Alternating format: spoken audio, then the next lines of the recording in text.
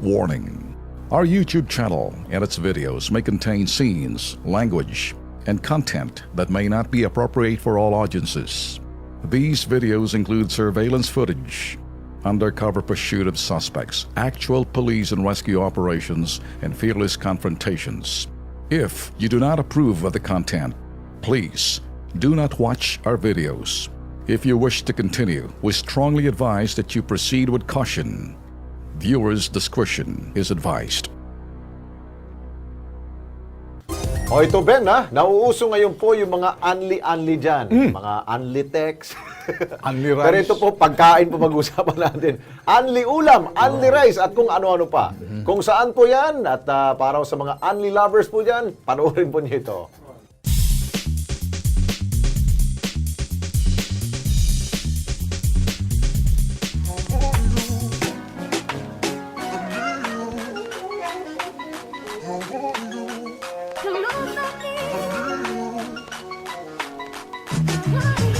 Sarap na walang hanggan ba ang hanap mo? Dito mo yan matatagpuan sa Yum Boss Restaurant o kilala bilang Putok Batok Resto sa Masinag, Sumulong Highway sa Antipolo City. Mga inihahain nilang pagkain unlimited!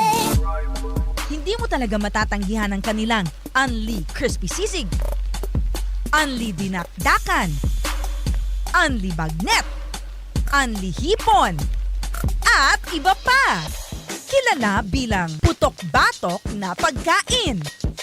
Talaga namang makapagpapataas ng inyong kolesterol at presyon, pero kung sarap at linamnam ang pag-uusapan, hindi naman matatawaran. Kahit bawal, basta masarap, go pa rin sila. So sinasabi ng mga customer namin, meron namang gamot. Kung ikaw naman ay talagang umiiwas sa mga pampalusog na pagkain, may mga pasta rin silang ino-offer. Hindi ka lang daw sa pagkain mag-e-enjoy dahil ang panghimagas nilang mud shake hindi mo matatanggihan. Pangbarkada, pampamilya. Siguradong sa Yum Boss Putok Batok Restaurant, sulit ang inyong gastos hanggang sa huling sentimo. Bali ang meron sa Yambos, busog ka na sulit pa. Ako, pumutok-batok ko doon. Akala ko, putok sa buho eh. Pero masarap doon. Okay. Okay.